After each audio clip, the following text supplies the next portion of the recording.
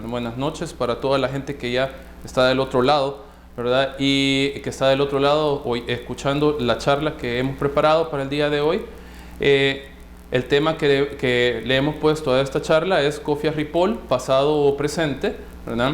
Esta charla es bastante significativa para mí, ¿verdad? Porque se remonta, y el nombre por eso le puse pasado o presente, porque haciendo un poquito como de memoria, desde mis tiempos de estudiante en la Facultad de Odontología, me enseñaron a utilizar Kofi Ripoll y la verdad nunca entendí mucho las razones por las cuales utilizábamos este método, ¿verdad? Hasta que pude irme a especializarme en Chile y tuve la oportunidad de estar con el profesor Pedro Maldonado, y él me hablaba y me decía que íbamos a tomar impresiones con cubetillas y yo no entendía el nombre. Entonces cuando ya la pude hacer, entonces me di cuenta que eran las mismas Kofi Ripoll que me habían enseñado en la universidad, ¿verdad? Entonces me llamó bastante la atención el poder estudiar un poquito más, centrarle un poquito más de fundamentación a lo que es la técnica, ¿verdad? Y es lo que vamos a ver el día de hoy.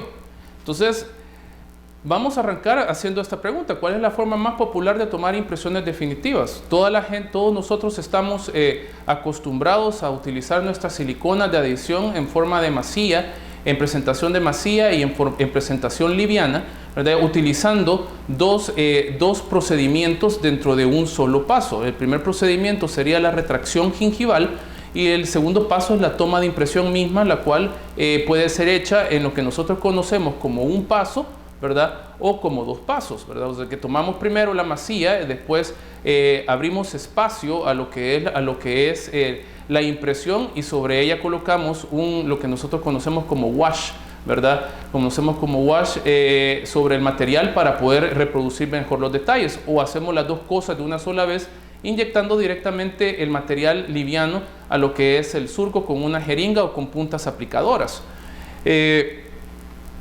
Entonces, pero realmente el tomar la impresión no representa ningún tipo de problema. Lo que representa un problema y representa un dolor de cabeza es lo que es la retracción gingival, porque es una habilidad que cuesta desarrollarla para todos nosotros. Desde el momento que éramos estudiantes, nosotros no teníamos, tal vez no teníamos acceso al instrumento adecuado, a los materiales adecuados, llámese el hilo retractor o cualquier agente hemostático para ser utilizado. Entonces, y la falta de habilidad, por supuesto, pero son cosas que se van adquiriendo con el tiempo y al mismo tiempo que es el conseguir mejores materiales, ¿verdad? Entonces, esta diapositiva es bien interesante porque a veces uno piensa que lo que toda la gente hace es lo que debería de hacerse y no siempre lo más popular es lo mejor. Y es lo que nosotros tenemos que tomar en cuenta durante todo nuestro aprendizaje con distintos materiales, porque mucha gente habla, pero realmente es lo que debe de hacer. Entonces, hoy, en este momento, vamos a hacer un análisis crítico de esa retracción químico-mecánica, o sea, el uso del hilo retractor con lo que es el material de impresión, ¿verdad? Vamos a tocar una serie de puntos. Probablemente hay cosas probablemente hayan cosas que ustedes ya las sabían, probablemente hay otras que les van a resultar nuevas, ¿verdad?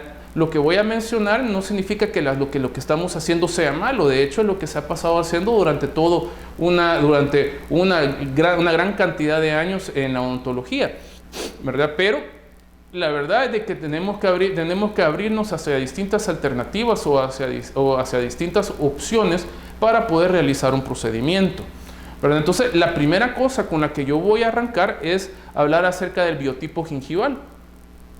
Vamos a hablar de que biotipos gingivales existen dos principalmente, el que es el delgado o fino y el grueso.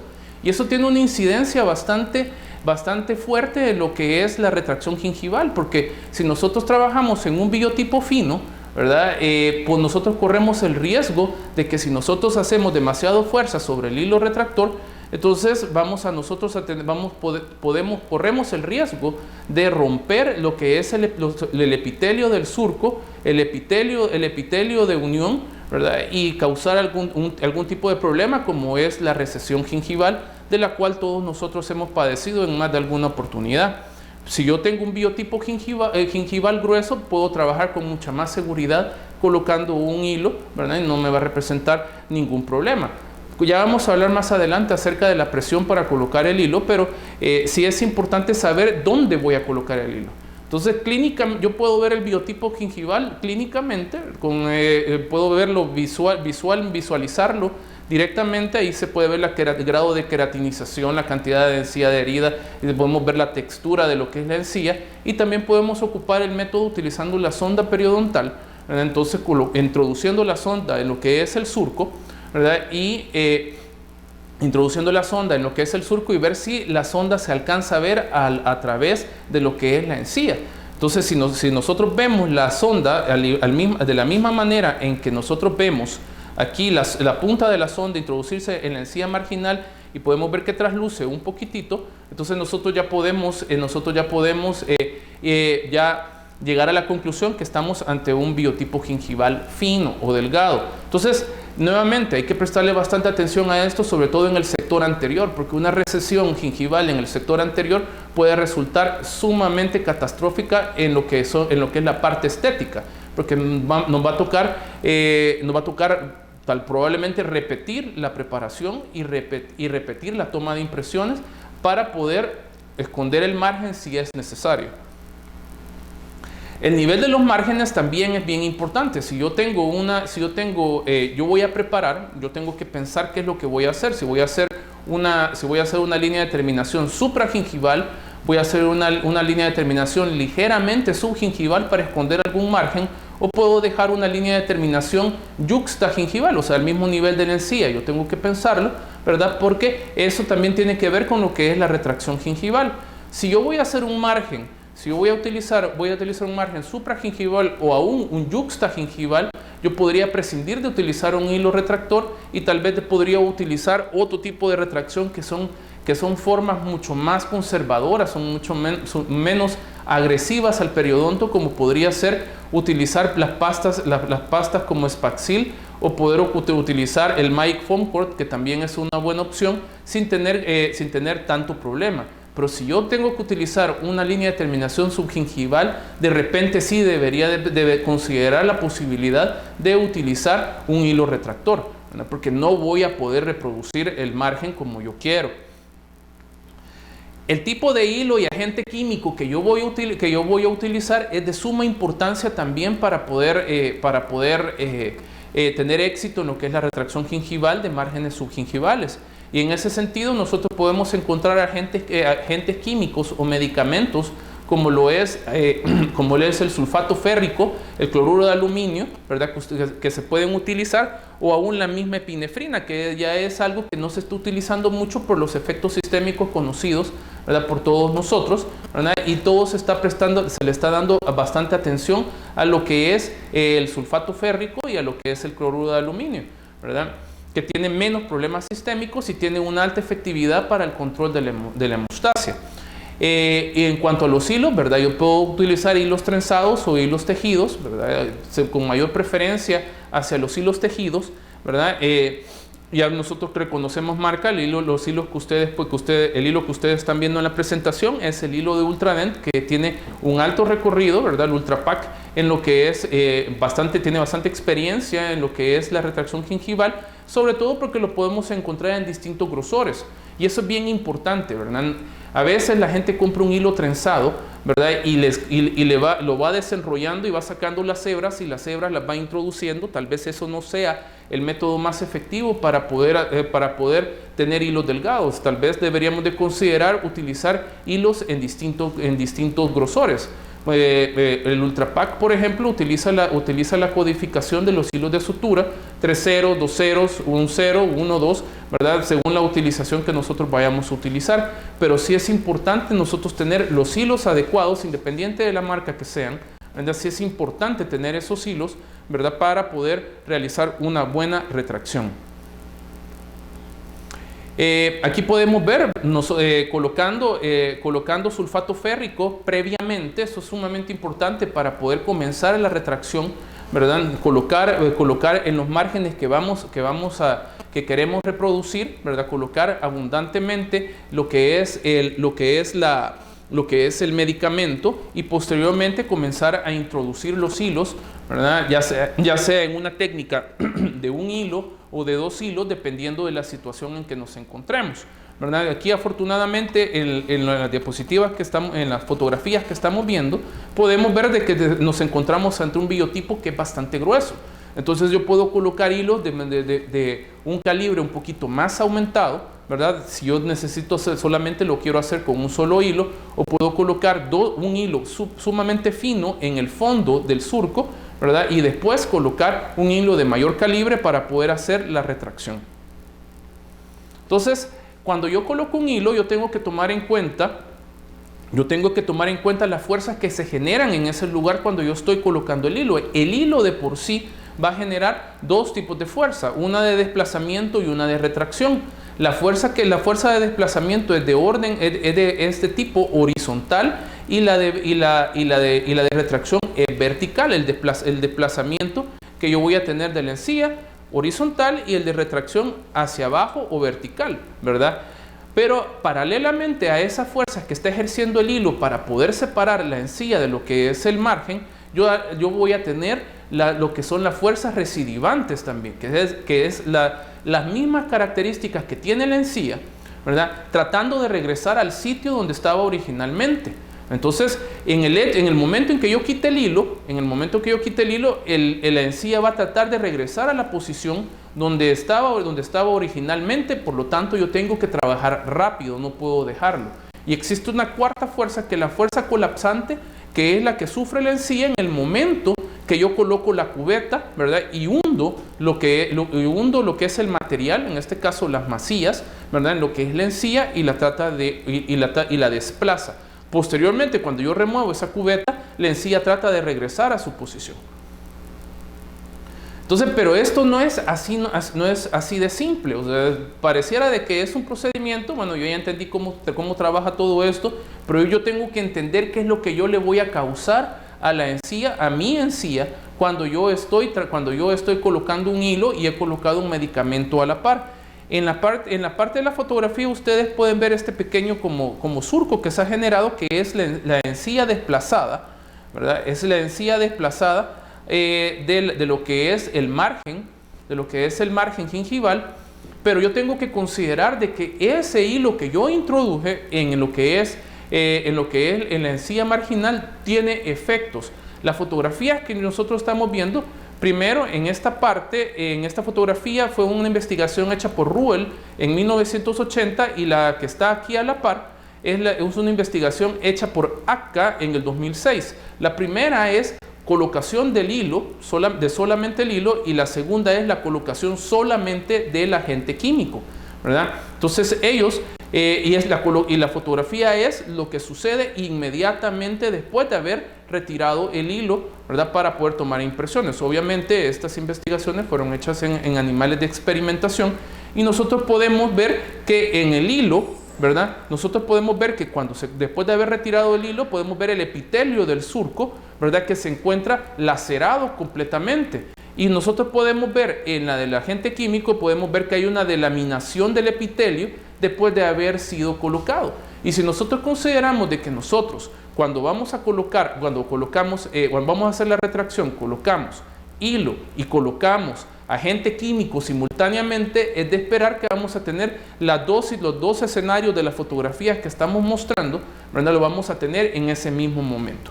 Entonces, nosotros tenemos que considerar de que cuando nosotros colocamos un hilo y un agente químico, por más inocuo que parezca, ¿verdad? Por más inocuo que parezca, realmente estamos causando un daño. Afortunadamente, el daño, como vamos a ver más adelante, se tarda aproximadamente en 1 o 2 semanas para poder pasar a la normalidad clínica nuevamente. Entonces, aquí vale la pena hablar un poquitito acerca de la cicatrización gingival posterior al uso de hilos retractores, y esto tiene que ver con lo que acabo de mencionar. Si los hilos se dejan por un máximo de 15 minutos en una encía sana y con provisionales que se encuentren bien ajustados, el tejido gingival se tardará en sanar de 1 a 2 semanas. Estas son investigaciones que, como ustedes pueden ver, vienen desde tiempo atrás, desde el 63 hasta la más reciente, que es en el 2006. Condiciones adversas, tales como la presencia de irritantes locales o provisionales que estén mal ajustados y que estén causando una inflamación en lo que es el tejido gingival, van a hacer que la cicatrización de 1 a 2 semanas, que se tardaría normalmente, se prolongue todavía más y dañan más al periodonto. Y también interesante es el hallazgo que tuvo Feng en el 2006, en donde él encontró que el nivel de las citoquinas, que están bastante relacionadas a las pérdidas de inserciones en las encías, ¿verdad?, se mantienen altas a un tiempo después de haber terminado, a un tiempo después de haber hecho la retracción gingival. O sea que hay un potencial de retracción gingival a un tiempo después de haber finalizado el procedimiento, a veces un mes, X cantidad de tiempo. Por eso es de que a veces nosotros podemos colocar un puente, podemos colocar una corona, ¿verdad?, la cementamos y todo está súper bien, y después en un control 6 meses después, nosotros nos podemos encontrar con que hay una recesión gingival. Y nosotros lo vamos a interpretar como que tal vez el paciente se cepillaba demasiado fuerte. Y tal vez no sea una cuestión de ese tipo. Cosas que tal vez no sabíamos de la retracción químico-mecánica es, primero, que hay un potencial de retracción gingival permanente si yo dejo los hilos por más de 15 minutos cuando se utilizan técnicas de 2 hilos en surcos superficiales o hay un biotipo gingival fino. Esto es una situación que puede suceder sobre todo en aquellos operadores que están comenzando a adquirir sus habilidades, donde quieren realizar procedimientos y tal vez utilizan demasiada fuerza para poder colocar los hilos, ¿verdad? Y tal vez pasan por inadvertido este detalle, ¿verdad? Que no pueden hacerlo de esa manera. Y también, pues, sobre todo cuando hay un biotipo gingival fino, de que tal vez no deberían de realizarlo, no deben de realizar tanta fuerza en la colocación. Tras una preparación de márgenes subgingivales, un hilo desgarra con mayor facilidad la inserción epitelial y conectiva de los dientes. O sea que si yo voy a realizar una preparación, preferentemente yo no debería de estar realizando líneas de terminación subgingivales, porque me van a causar problemas posteriormente, sobre todo si no logro reproducir el perfil de emergencia apropiadamente. Entonces yo sé que tengo, tal vez hubo una caries demasiado subgingival, tal vez de repente sería bueno considerar procedimientos como alargamientos de corona para poder recuperar adecuadamente el ancho biológico de la situación, de la encía, ¿verdad? Pero si yo lo único que pretendo es esconder un poquitito el margen para que no se me vaya a ver, ¿verdad? Entonces, y yo inadvertidamente con la fresa me pasé llevando parte de la encía, como que sería muchísimo más conveniente o más recomendable, sobre todo en el sector anterior, de retrasar esa toma de impresión y no hacerlo inmediatamente como a veces se suele hacer, porque el paciente mismo presiona que tiene que terminarse el tratamiento antes o una cuestión así. Entonces yo tengo que tomarlo en cuenta eso. La adherencia epitelial se rompe a 2.5 newtons por milímetro cuadrado. La colocación de un hilo requiere casi la misma presión. O sea que lo que yo tengo que ver aquí es de que inadvertidamente yo puedo romper la adherencia epitelial fácilmente. Lo puedo hacer y yo ni cuenta me di, ¿verdad? Entonces, y aún con presión normal yo puedo incrustar los hilos hasta el tejido conectivo de la encía. Entonces yo tengo que tener muchísimo cuidado. Para eso es sumamente conveniente, si yo voy a colocar, ocupar hilos de grosor adecuado, ¿verdad? Y utilizar instrumentos adecuados. Muchas veces los operadores no tienen el instrumento adecuado, ¿verdad?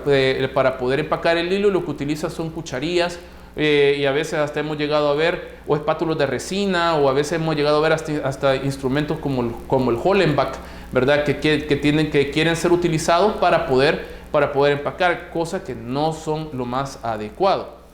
Posterior a un tiempo de retracción de 8 minutos, el surco se cierra a menos de 0.2 milímetros en el primer minuto después de retirar el hilo.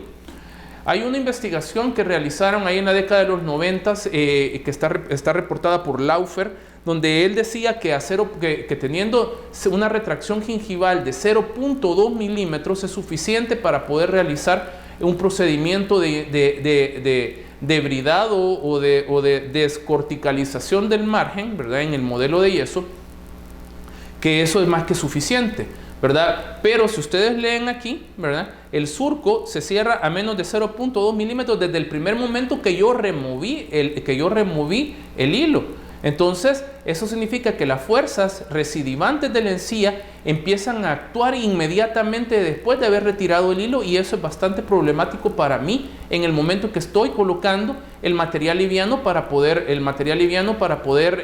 reproducir la línea de terminación, ¿verdad? Entonces voy a tener problemas. Entonces, y aquí viene otro dato también sobre qué pasaría sobre todo cuando yo tengo múltiples pilares. Aquí los tiempos, porque recordemos lo que acabamos hace 2 diapositivas, que se hablaba acerca de los múltiples, se hablaba de los 15 minutos que yo puedo tener máximo el hilo.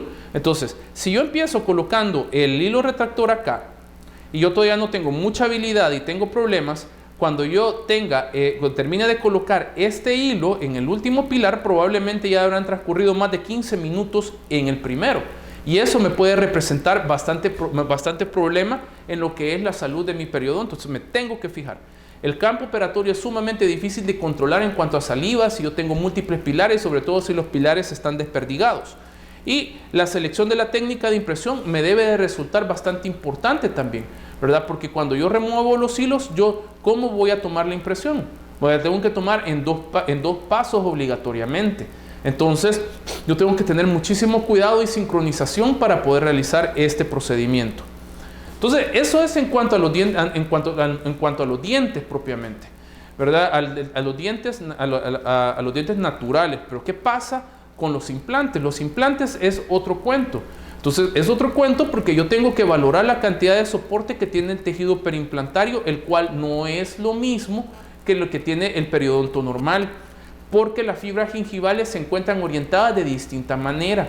Bueno, nosotros tenemos las fibras, las fibras del ligamento periodontal distribuidas en distintas direcciones en lo que es la encía, y eso le proporciona una mayor resistencia al tejido, pero las fibras que se encuentran en el tejido periimplantario son fibras que llevan una orientación paralela o oblicua con respecto a lo que es el implante.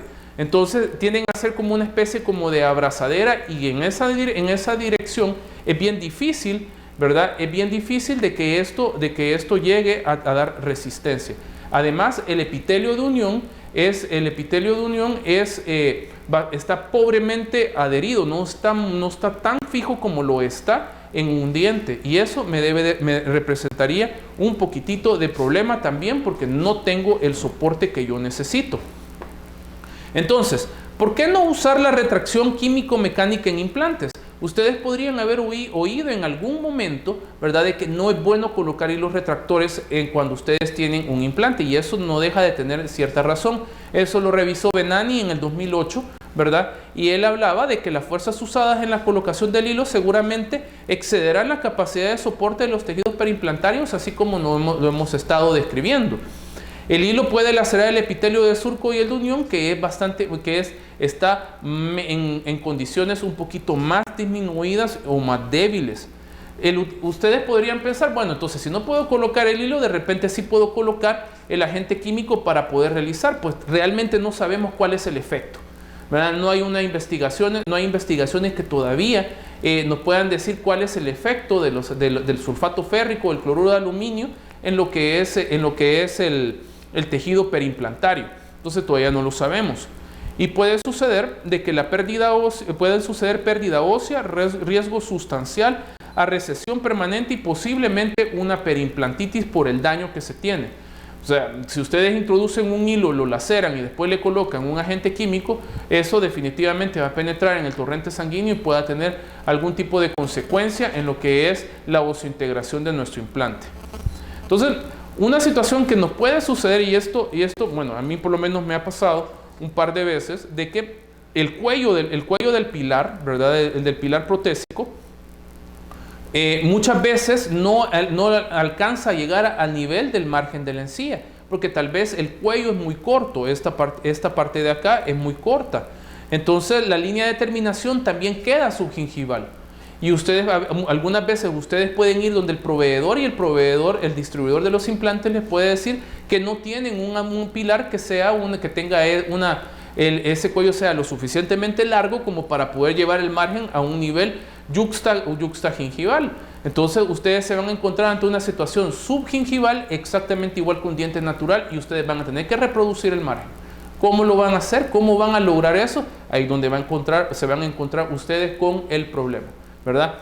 Entonces, ¿cuáles son las opciones que yo tengo a partir de todo lo que he estado hablando? Porque pareciera que solo he estado hablando cosas negativas de lo que es la retracción gingival, pero realmente son cosas que suceden, que nos suceden a todos nosotros clínicos que realizamos una prótesis, que realizamos prótesis fija en todo momento, ¿verdad? Pero yo debo de tener también opciones para evitar cualquier tipo de eventualidad. O sea, si yo tengo un biotipo gingival fino, yo tengo que trabajarle al paciente, pero ¿qué voy a hacer si yo sé que va a haber algún tipo de problema? Entonces, hay opciones, hay distintos tipos. Ya mencionamos un poquito de las pastas, ¿verdad?, como Spaxil o el Magic Foam Cord que pueden utilizar, ¿verdad? La literatura también habla de la electrocirugía, ¿verdad?, lo cual yo considero particularmente que es una forma bastante agresiva para poder realizar retracción gingival. De repente ustedes pueden ocupar un electrobisturí para despejar márgenes, colocar un provisional y dejarlo un tiempo ahí para que cicatrice, ¿verdad? Pero aún así es bastante agresivo, entonces yo tengo que buscar otras opciones. Entonces, revisando, ustedes pueden encontrar bastante literatura que hablan acerca de lo que son las bandas de cobre utilizadas con modelina o Godiva, como lo quieran llamar, y también lo pueden utilizar con elastómeros. Lo que ustedes están viendo en esta diapositiva son fotografías de un estuche de banda de cobre que el doctor Fidel Márquez me proporcionó para que le tomara la fotografía. Es un estuche bastante viejo donde ustedes pueden ver las bandas de cobre. Hay unas nuevas, hay unas usadas, ¿verdad? Y hay de distintos calibres, ¿verdad?, que ustedes pueden utilizar. Y en esta parte de acá ustedes pueden ver cilindros de Godiva o de modelina para poder ser utilizados con esta técnica. Entonces ahí ustedes pueden ver cómo es el aspecto, ¿verdad?, de una banda de cobre. Y este alambrito que ustedes están viendo acá es como el agarradero para poder retirarlo. Ustedes pueden ver los cilindros de Godiva y ustedes pueden ver cómo va el cilindro de Godiva dentro de la banda de cobre. Entonces, este sistema fue utilizado durante mucho tiempo. Entonces la gente tomaba la impresión, después hacía el dado por separado, ¿verdad? Utilizaba distintos tipos de procedimientos, ¿verdad?, para poder realizarlo, y después con una impresión de transferencia, colocaban el dado, ¿verdad?, y después hacían el modelo definitivo. Entonces había bastantes problemas. El primer problema que había era seleccionar la banda adecuada. Después ajustar la banda, porque este contorno que ustedes están viendo acá es un contorno que se realiza con instrumentos rotatorios, como ya vamos a ver en una secuencia, ¿verdad?, que logramos encontrar en un libro. Y es bien difícil de ajustar estas bandas, sobre todo cuando nosotros nos encontramos con irregularidades como radiculares, como un premolar que tenga forma de una raíz en forma de 8, representaba un reto bastante grande para el clínico para poder utilizarlo. A veces se necesitan impresiones de prueba para saber si la impresión está bien, y si la impresión estaba mal porque no salía algo, se reajustaba la banda y se volvía a tomar. Y se tenían que utilizar las impresiones de transferencia, como yo les acabo de mencionar. La modelina Godiva tenía el gran problema de que cuando había un socavado dentro de la impresión y ustedes retiraban la banda de cobre, entonces esa parte que se introducía en el socavado se deformaba plásticamente, y eso ya deformaba lo que era la impresión. Y los bordes de la encía, de la banda, muchas veces podrían causar lo que es inflamación en lo que es la encía del paciente. Entonces había que tener mucho cuidado. Aquí podemos ver, esto es una secuencia que sacamos del libro de rehabilitación oral del doctor Ripoll.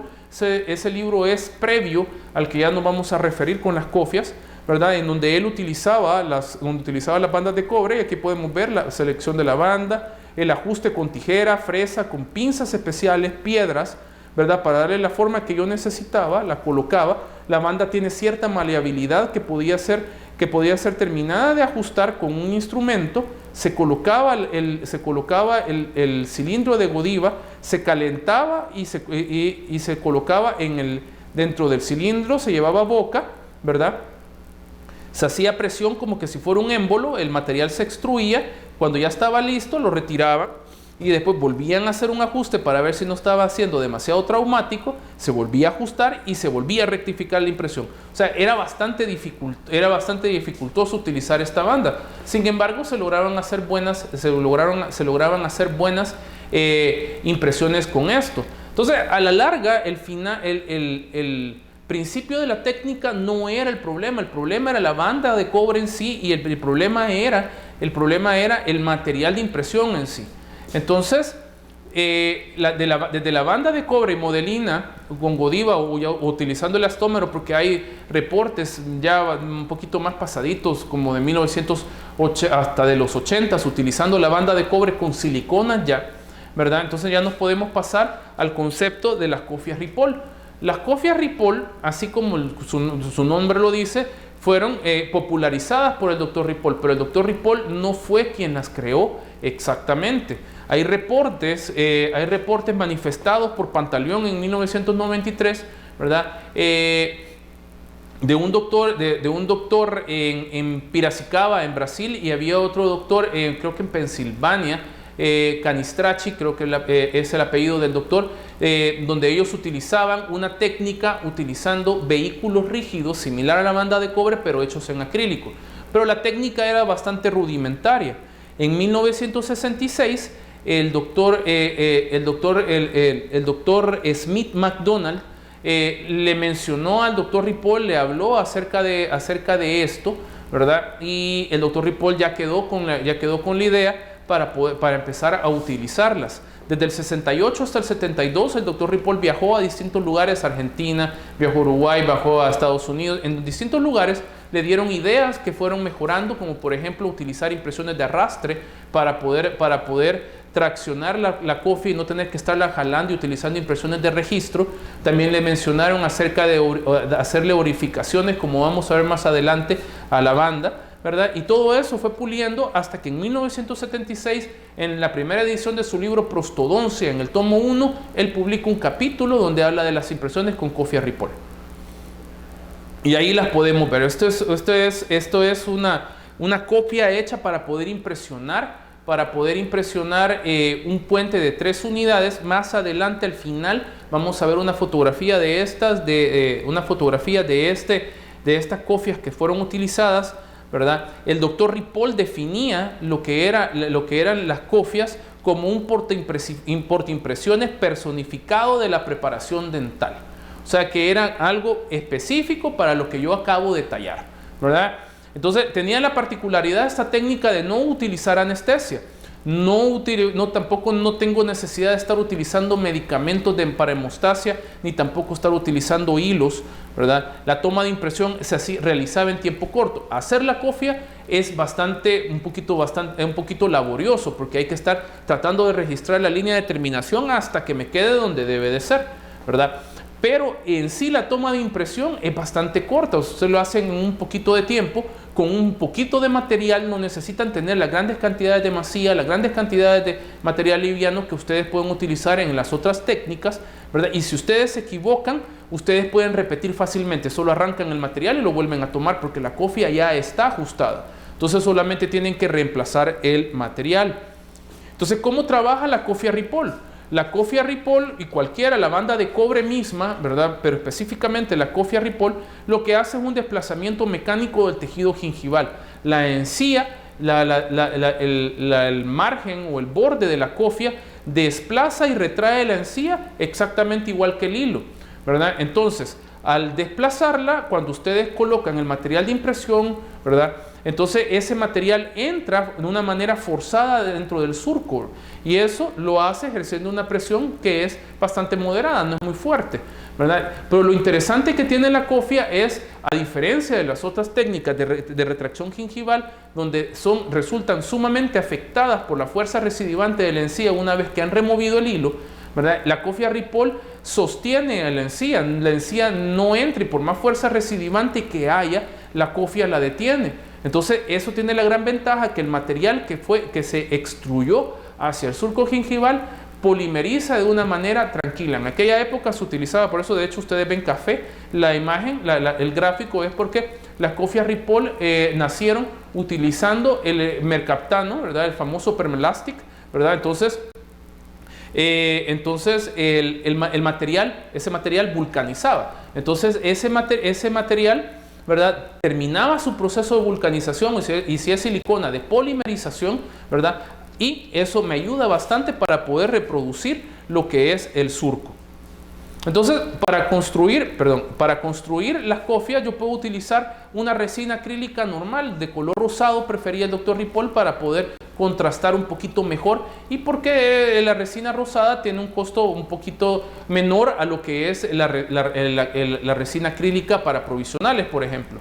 Ahora, si ustedes quieren una mayor exactitud, probablemente utilizar resinas acrílicas de baja contracción, como es el Pattern Resin o el Duralay, ¿verdad? Pueden utilizarlos también. Y mucha gente lo que hacen, particularmente yo lo hago, es hago la cofia con resina acrílica rosada normal y todo el proceso de rebasado, como ya vamos a ver, lo hago utilizando, ¿verdad? esta resina acrílica Pattern Resin.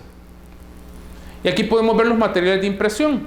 Entonces, los materiales de impresión hay un montón. Aquí hay una fotografía de lo que era el mercaptano, con lo que comenzó esta técnica. A la par podemos ver una silicona, pero me interesa más allá de la marca, que no es el punto, me interesa que vean las distintas consistencias que existen de los materiales. Hay 3 consistencias específicas, lo que es el pesado, ¿verdad? Lo que es el mediano y lo que es el mediano y el liviano, ¿verdad? Entonces yo voy a ocupar esas 3 consistencias en distintos momentos cuando se está utilizando las cofias Ripoll.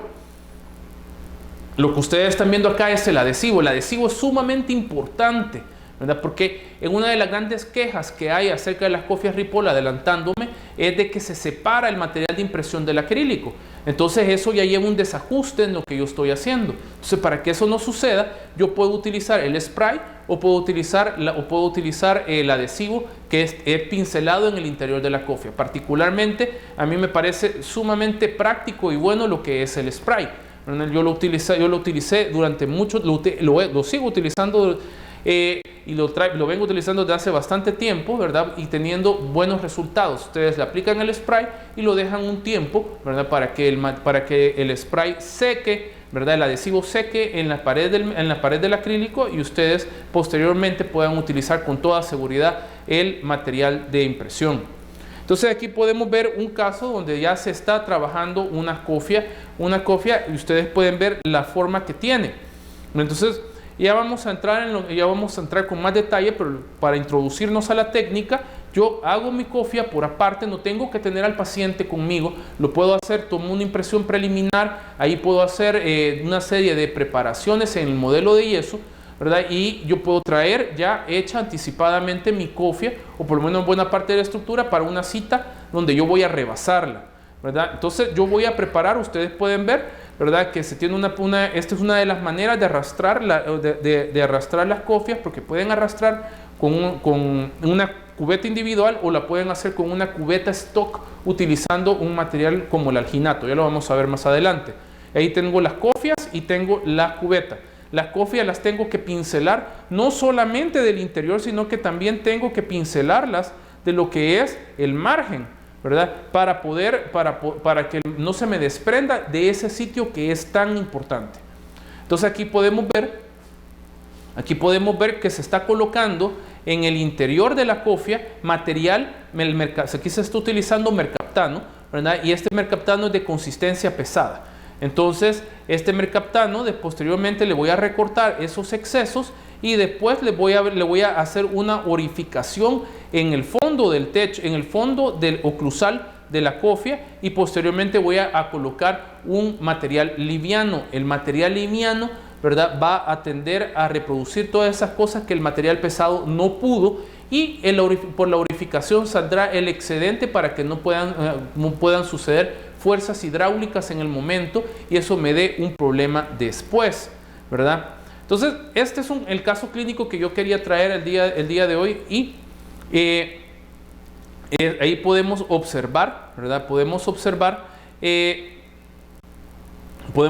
un caso que combina implantes y que combina dientes naturales. Entonces aquí podemos ver dos implantes colocados en posición de incisivos centrales y podemos ver dos dientes que se les realizaron endodoncia, se rehabilitaron, se le colocaron pernos, se le colocaron postes prefabricados en cada uno. Aquí se colocó uno de fibra y aquí se colocó un prefabricado.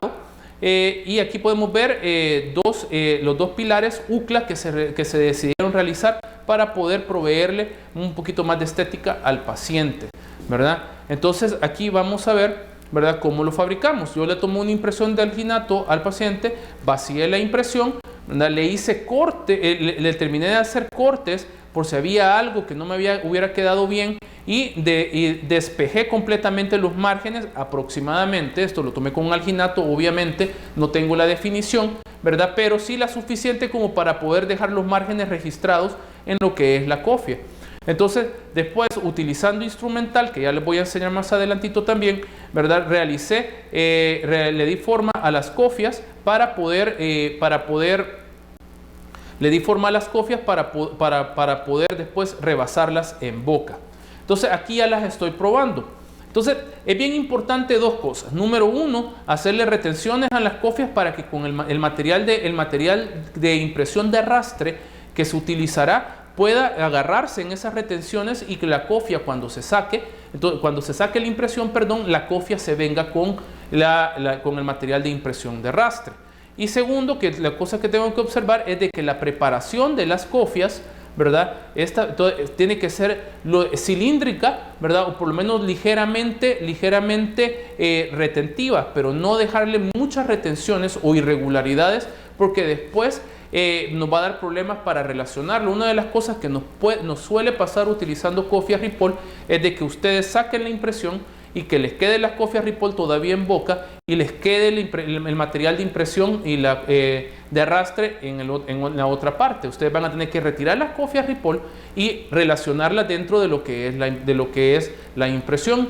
Entonces, si ustedes dejan zonas expulsivas, entonces va a demasiado retentivas, perdón, va a ser bastante difícil de relacionarlas. Por eso se trata de dejar las cofias lo más cilíndricas posible dentro de lo que se pueda. Entonces ahí tenemos las cofias, las estamos probando. Podemos ver aquí está el procedimiento de rebase. El rebase lo hice con el acrílico normal. Aquí podría haber ocupado también Duralay o Patent Resin y hubiera salido exactamente igual. Entonces, aquí viene el proceso de cómo se ajusta una cofia Ripoll. El primer paso que yo voy a hacer es que yo le voy a eliminar todos esas sobreextensiones cervicales de acrílico que me pueden quedar. O sea, todo lo que está de fuera de la línea de terminación, yo lo tengo que eliminar, ¿verdad? Después lo que voy a hacer es que con una fresa redonda de tallo largo, de los que se ocupan para las piezas de mano recta, que ocupan bastante en los laboratorios, yo voy a eliminar el fondo oclusal de lo que es la cofia. Posteriormente voy a eliminar el acrílico de las paredes axiales sin tocar la línea de terminación. Me tengo que quedar como a 1 milímetro de la línea de terminación. Después lo que voy a hacer es que ya delicadamente, estas partes sí yo realmente aconsejo utilizar lupas si ustedes tienen, para poder tener un poquito más de exactitud en lo que es el procedimiento que ustedes están realizando. Cuando ustedes hacen este procedimiento, esto se llama abocardado. Así se llama el retirar el material que está dentro de la cofia. Igual cuando ustedes van a rebasar un provisional, también lo abocardan para poder rebasarlo. Entonces, yo voy a eliminar, con mucho cuidado me voy a ir acercando a la línea de terminación, ¿verdad? Todavía sin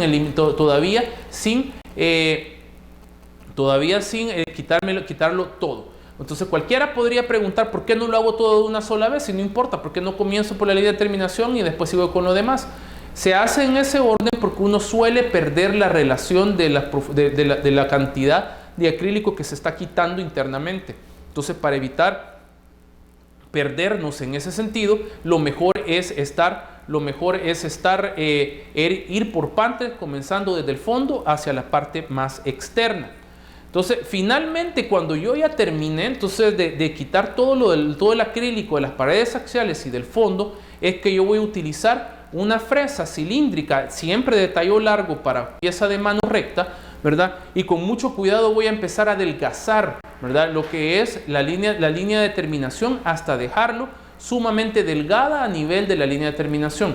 No hay que dejarla debilitada completamente, porque entonces el mismo acrílico se va a deformar por la presión del acrílico, entonces no nos sirvió de nada, ¿verdad? Entonces hay que tener mucho cuidado con cómo se quita. O sea, hay que quitar lo suficiente, pero no a expensas de debilitar la pestaña, porque a la larga, esta pestaña que ustedes están viendo acá es la responsable de realizar la retracción mecánica, y si ustedes la eliminan, ustedes no van a poder realizar esa retracción. Entonces aquí podemos ver, todo lo rojo que ustedes están viendo acá no es el material de rebase, es todo lo que he quitado para poder realizar la cofia. Aquí ustedes pueden ver, ¿verdad?, que en esta parte de acá, excedente cervical, y todo lo que quité desde línea de terminación, paredes axiales y fondo, solo me queda como cascarón, que es el de acrílico, y que posteriormente va a ser utilizado para ese espacio para poder ser ocupado por el material de impresión. Entonces, yo tengo que hacer secuencialmente esto, y esto toma tiempo. Esto no se hace en un ratito. Consejo particular mío es: no realicen esto con una pieza de alta velocidad, una pieza de mano de alta velocidad, sobre todo si es primera vez que se realiza, porque se suele perder el control de esto. Es mucho más conveniente utilizar un micromotor y una fresa de tallo largo para pieza de mano recta, ¿verdad? Entonces, porque tengo un mayor control de la cantidad de tejido que yo voy quitando. Entonces, sumamente importante, ¿verdad? Sumamente importante el procedimiento para poder eliminarlo. Entonces, aquí yo puedo ver, yo aquí tengo el rebase, ya está rebasado, con un lápiz marco hasta dónde voy a quitar, y ahí ustedes pueden ver el material el instrumental que yo utilicé. Aquí ustedes pueden ver las fresas de tallo largo y las dos formas que yo necesito, la redonda y la cilíndrica. También me sirve bastante utilizar estas fresones o pimpollos, como le llaman en algunos lugares, ¿verdad? Estos discos de lija que tengo de laboratorio, y también puedo ocupar Soflex, los Soflex de grano grueso. No vayan a ocupar los de pulido, los de granos inferiores, porque no les va a servir, ¿verdad? Y también tengo estos discos que sirven para poder hacer separaciones interproximales y ser un poquito más exactos. Estos discos son marca Keystone, no es hacer promoción, pero si ustedes logran encontrar estos discos, tanto para provisionales como para cofias, son sumamente valiosos, ¿verdad? Y son sumamente útiles para poder utilizarlos. Entonces yo ya tengo mi cofia ajustada y abocardada, ¿verdad? Yo ya la llevo a boca. Importantísimo estos huequitos que se le realizan acá. Estos huequitos son para matar lo que son las fuerzas hidráulicas que se generan al momento del asentamiento. Cuando yo ya probé, ya vi que todo está bien y los huequitos están acá, entonces yo lo que voy a hacer es que voy a colocar mi adhesivo de cubeta, ¿verdad? Ya sea en spray o pintar el que tengo, ¿verdad? Y lo que voy a hacer es me voy a esperar un momentito mientras yo preparo el material, lo tengo a la par, seco y todo, y después cuando ya estoy listo, entonces voy a mezclar. En este caso en particular yo utilicé un material monofásico. Ocupé la consistencia media de lo que es la silicona. Entonces es lo suficientemente fluida para registrar el margen y tiene el suficiente cuerpo para poder desplazar el tejido. Entonces yo coloco en el interior el material de impresión y lo voy llevando a boca. Obviamente cuando la cofia vaya asentando, el material va a ir extruyéndose, ¿verdad? Y ese material extruido yo me puedo mojar el dedo un poquitito y lo puedo ajustar hacia la cofia, adosándola hacia ella, ¿verdad? Para que el material agarre consistencia ahí, ¿verdad? Entonces, y ahí lo dejo esperando al paciente durante un tiempo, ¿verdad? El tiempo que se tarda en polimerizar, ¿verdad? Para poder posteriormente retirarlo. Para retirarlo, entonces yo voy a utilizar una cubeta stock y voy a tomar una impresión con alginato y me voy a ir a boca y voy a arrastrar la cofia con el alginato cuando ya este material haya gelificado. Entonces lo retiro y aquí podemos ver nosotros, ¿verdad? La cofia colocada dentro, ¿verdad? Y el alginato en su posición, ¿verdad? Entonces, perdón, se me fue. Entonces aquí puedo ver el resultado de la impresión y ustedes pueden ver los surcos pueden verlos sumamente claros en lo que son los pilares de los implantes, los uclas de los implantes y también en los dientes naturales. Entonces resulta sumamente fácil para una persona el ubicarlos y poder hacer el proceso de debridado. Y aquí podemos ver el resultado final de las coronas, ¿verdad? La paciente no quiso realizarse un alargamiento de corona, hubiera resultado sumamente interesante realizarlo para poder regularizar los niveles de los márgenes, ¿verdad? Y también se pudo haber moldeado un poquitito más acá, pero ya la paciente no quiso tener nada más de procedimientos, ¿verdad? Porque ya estaba bastante cansada de todo lo que se le había realizado.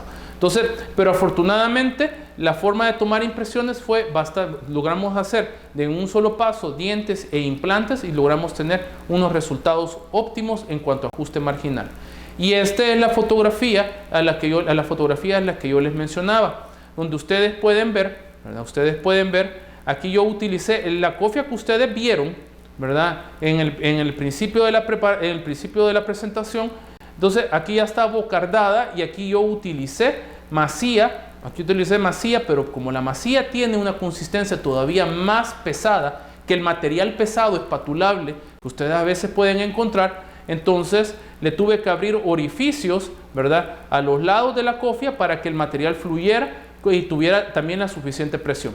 Cuando ya el material polimerizó, le abrí huecos para poder después colocarle el material liviano de la silicona, ¿verdad? El material liviano de la silicona, que ustedes pueden ver el huequito donde salió el material y podemos ver la reproducción fina de todos los márgenes que nosotros logramos, ¿verdad? Entonces aquí podemos ver la cantidad de retracción que logramos con el paciente. En la molar aquí tal vez es un poquito más discreta la cantidad de retracción, pero es porque porque el surco es bastante superficial y además la paciente se le había realizado una extracción reciente en este nivel y toda la zona, aún después del tiempo de cicatrización que se le dio de un mes, todavía representaba un poquitito de problema. Pero en cuanto a los márgenes, nosotros podemos considerar de que la reproducción fue un éxito para poder nosotros lograr un ajuste marginal lo suficientemente adecuado. Entonces hay que analizar, ya para finalizar, hay que analizar críticamente las cofias Ripoll. Probablemente no vamos a, por el tiempo que tenemos limitado, entonces no vamos a poder discutir más cosas, ¿verdad?, sobre lo que son las cofias, ¿verdad? Pero sí hay que hablar un par de cositas antes de finalizar. Número uno, hay que esforzarse por registrar bien los márgenes. O sea, si yo no registro bien el margen, yo no veo bien el margen, la cofia no está terminada. Entonces tengo que tener cuidado, ¿verdad?, de registrarlo y tengo que rebasar las veces que sean necesarias hasta obtenerlas. Aunque la técnica es bastante interesante porque no resulta afectada por el sangrado gingival, ¿verdad? Pero sí tenemos que tomar en cuenta, sobre todo en situaciones subgingivales, que yo no puedo ocupar la cofia, ¿verdad? A pesar de todo esto, cuando han habido provisionales malísimos y hay una cantidad de irritantes locales grande dentro de lo que es, o la cercanía de lo que yo voy a impresionar. Entonces yo tengo que tener mis provisionales nítidos, tengo que tener mi encía sana a pesar que haya subgingivalidad. No debe de haber isquemia o atrapamiento de encía durante el asentamiento, porque si ustedes tienen isquemia es porque están dañando el tejido, lo están presionando demasiado. Y si hay atrapamiento de encía, entonces no vamos a registrar correctamente el margen. Los pilares si ustedes van a ocupar la cofia Ripoll en múltiples pilares, los múltiples pilares, ¿verdad?, tienen que tener la misma vía de inserción para poder retirarla con la impresión de arrastre. No pueden ustedes tener un diente por un lado, un diente por el otro, porque va a resultar extremadamente difícil de retirarlas y lo más seguro es de que no puedan arrastrarla con el material de impresión. Hay quejas de modelos en dos niveles. O sea, que ustedes tienen el nivel de lo que le impresionaron y otro nivel, ¿verdad? Y otro nivel en la cubeta. Y eso suele ser un problema. Entonces, ahí la gente tiene que valorar el hecho de tener una buena adaptación marginal, una buena reproducción del margen o tener una impresión nítida completamente. O sea, en mi experiencia, cuando he tenido estos dos niveles, lo que yo hago es hacer las subestructuras metálicas en la cofia, en el modelo que obtuve de las cofias Ripoll, y después hago una impresión de arrastre y un modelo nuevo con el metal ya probado. Entonces, y logro tener resultados bastante apropiados para poder tener un buen montaje de cerámica. Si las cofias van unidas o separadas, hay gente que dice que las cofias cuando son múltiples pilares, hay gente que dice que tienen que ir separadas como que fueran capuchoncitos, uno en cada uno de los pilares y después se arrastra. Otra gente, y de hecho el doctor Ripoll así lo hacía, unía las cofias y las dejaba como que si fueran esa forma como de auricular de teléfono, ¿verdad? Para poder mantener la posición. Particularmente yo considero que es mejor utilizarlas unidas, ¿verdad? Porque así ya tienen vamos a tener menos distorsiones en el momento de la toma de impresión, pero hay que tener bastante cuidado, ¿verdad? Hay que tener bastante cuidado con lo que es reproducir lo que queda debajo del acrílico que conecta las cofias, ¿verdad? Para que introducir el material y que ese material logre reproducir el reborde y podamos tener una buena construcción de pónticos. Entonces, si ustedes observan las cofias Ripoll se pueden utilizar para todo tipo de situaciones. Las técnicas de un paso, de dos pasos o técnicas monofásicas, a pesar que son las más populares, tienen una serie de situaciones que yo tengo que considerar, ¿verdad? Entonces, el gran problema por la cual las cofias Ripoll o cualquier técnica que tenga un vehículo rígido parecido a las cofias Ripoll, ¿verdad? Porque por ahí anda una publicación de Livaditis en el 97, 98 aproximadamente, que habla de del sistema Matrix, ¿verdad? Que se hace con siliconas, ¿verdad? Entonces, la técnica se puede utilizar, pero realmente es muy trabajosa en los primeros momentos cuando uno desarrolla la habilidad. Entonces, para concluir y finalizar, la cofia Ripoll se considera una excelente alternativa para situaciones de biotipo gingival fino en el sector anterior. Entonces, yo tengo que considerar de que yo no estoy diciendo de que ustedes no puedan seguir utilizando la retracción con hilo y tomar la impresión como ustedes usualmente lo hacen, pero sí es interesante explorar esta alternativa en situaciones particulares como las que voy a mencionar. También puedo ocupar cuando tengo múltiples pilares, sobre todo cuando tengo 6 pilares distribuidos en todo un arco, y cuando terminé de colocar el hilo en el último, ya el primero tiene con más de 20-30 minutos de tener el hilo dentro. Entonces, si yo preveo esa situación, como que resulta interesante hacerlo. Preparaciones subgingivales también lo puedo utilizar tomando en consideración la salud periodontal que debe de haber en ese lugar. Y también me resulta sumamente útil en rehabilitaciones implantológicas cuando ya tengo márgenes con cierto nivel subgingival, ¿verdad? Y que me va a representar un problema. Entonces, ya para finalizar, ¿verdad? Esta fotografía es con el doctor Pedro Maldonado, mi profesor en la Universidad de Valparaíso, quien me enseñó a redescubrir lo que eran las cofias Ripoll bajo el nombre que le dio, que eran la cubetilla, ¿verdad? Y desde ese momento para acá, en la indicación que uno considera más adecuada, ¿verdad? Uno logra aplicar esta técnica y se obtienen resultados bastante favorables. Entonces, les agradezco mucho el tiempo que se han tomado para escucharme,